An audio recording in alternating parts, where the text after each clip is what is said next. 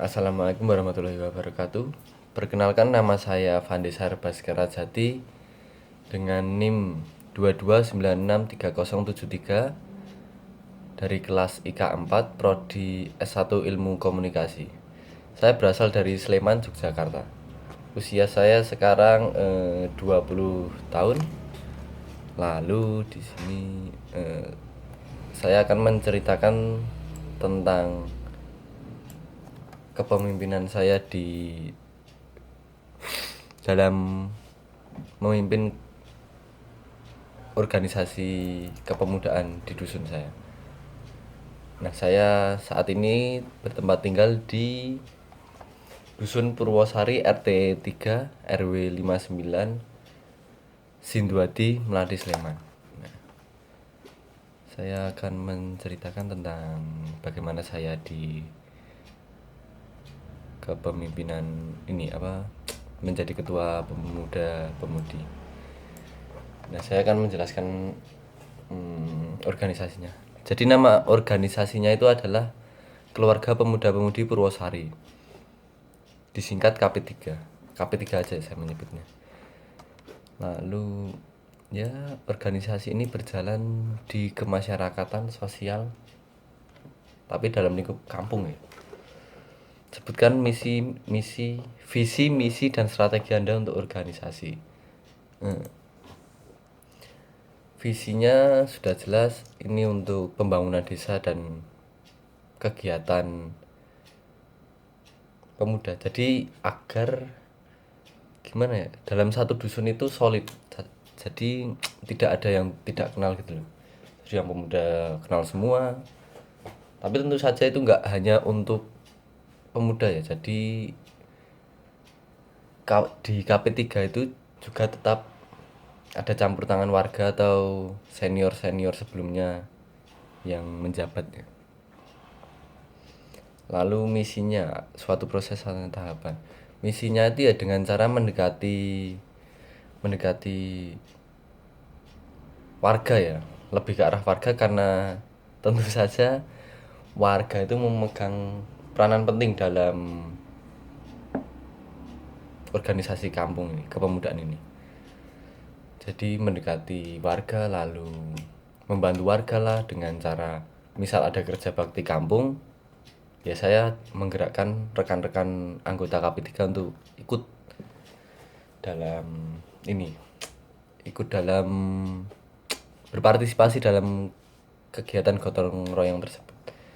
Strateginya ya sudah jelas, ya seperti yang saya sebutkan di misinya itu ya, bukan mendekatkan diri sih, kayak intinya bagaimana pemuda itu bisa akrab dengan warga dan membantu warga sehingga desa Dusun Purwosari ini bisa berkembang positif. Bagaimana Anda memulai proses memimpin? Proses pemimpin mungkin yang dimaksud ini ya, bagaimana saya menjadi pemimpin ketua pemudi Purwosari ini. Saya sudah sejak 2022 menjadi ketua pemuda Purwosari karena ya ketua sebelumnya sudah saatnya paripurna lah mungkin lah hasilnya. Dan di sini yang muda mungkin hanya beberapa orang yang seumuran dengan saya, yang sekitar 18 sampai 22. Umurnya 22 itu mungkin sedikit lah.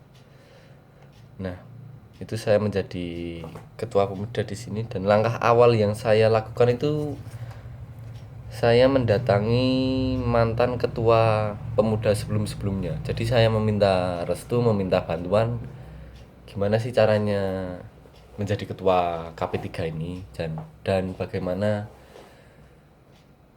agar pemuda ini bisa membantu warga. Lalu bagaimana proses menjelaskan kepada anggota atau pengikut agar bisa mencapai visi dan misi Anda? Kalau itu saya dengan cara mengadakan kumpulan rutin 1 bulan sekali, minimal 1 bulan sekali, yang mana itu kami membahas keseluruhan, jadi kayak perkembangan kampung itu apa, bahkan mungkin sampai ke politik ya. Nah, perkembangan kampung itu sampai mana, terus kita mau mengadakan apa agar kampung ini bisa tambah berkembang positif dan solidaritas antar anggota KP3 itu semakin erat dan kuat.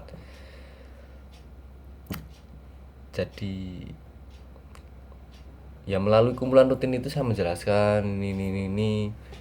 Terus dengan saya umbiang-umbiung ke sana ke sini, jadi saya sering gimana ya, kalau ada ronda itu kan harusnya jatah bapak-bapak ya biasanya. Nah, itu saya mengajak rekan-rekan anggota KP3 untuk ikut melaksanakan kegiatan ronda malam itu setiap malam minggu. Jadi jatahnya pemuda itu malam minggu, di situ kita cerita-cerita, sharing-sharing, rokokan, gitaran, main kartu, minum-minum. Di situ kita saling bertukar pikiran. Lalu ya intinya kita berpikir untuk kedepannya kampung kampung ini, kampung Purwosari. Lalu bagaimana cara menghadapi masalah yang datang baik dari internal maupun eksternal? Itu ya dengan cara, kalau saya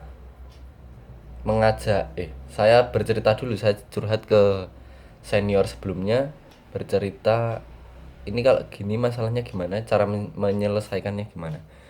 Nah, pernah suatu saat itu saya mendapat masalah pada saat acara 17-an ya. Sebenarnya bukan saya, cuma karena saya ketua pemuda dan saya menjadi penanggung jawab acara 17-an, ya saya harus turun tangan. Nah, itu saya ini apa namanya, ya cerita juga, saya cerita ke ketua pemuda sebelumnya.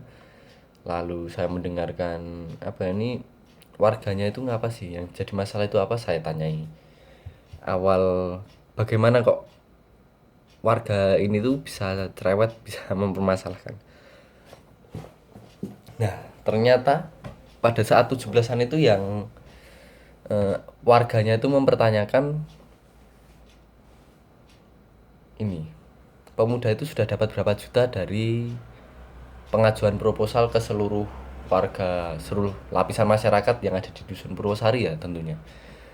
Sudah dapat berapa sih dari target yang direncanakan. Nah, tetapi di situ ini seksi Danus, dana usaha, yang bertugas untuk mengajukan proposal ke seluruh Dusun Purwosari itu tidak memberitahu kalau gimana sudah dapat berapa juta, sudah dapat berapa persen dari target yang direncanakan. Sebenarnya saya tahu targetnya itu, maksudnya sudah ada uang masuk berapa itu saya tahu, tetapi ya kalau warga yang tanya memang ternyata tidak dijawab gitu loh. Jadi jawabannya tidak tahu. Nah, di situ saya menyelesaikannya dengan cara warga itu saya temukan dengan koordinat seksi Danus itu, saya temukan, lalu saya diajak dialog, ya masalah ini apa tuh, masalahmu apa, terus begini selesai, clear. Nah, begitu. Lalu gaya kepemimpinan apa yang saya pakai? Yang saya pakai adalah demokrasi tentunya. Karena kehidupan di dusun, di kampung itu orang-orang hanya banyak omong, cuma bisa omong lah gitu. Nah, dan mungkin orang Indonesia begitu ya, cuma bisa omong tapi nggak tahu aksinya mau gimana, prakteknya mau gimana, cuma teori saja. Nah, jadi dari situ saya menggunakan gaya kepemimpinan demokrasi. Saya kesana kesini, jelaskan apa dan berlanjut. Ya, saya kesana kesini. Jadi maupun dalam satu circle itu bisa aja memiliki pemikiran yang berbeda-beda. Nah, saat cerita gitu dari warga ya, karena saya juga sering ngumpul dengan senior-senior itu, saya tampung seluruhnya, saya tampung. Begitu sudah banyak, saya rapatkan di kumpulan rutin itu, saya bahas ini gimana kalau misalnya kita laksanakan untuk kepentingan kemajuan desa. Nah, seperti itu ya. Sekian Saya ucapkan terima kasih. Wassalamualaikum warahmatullahi wabarakatuh.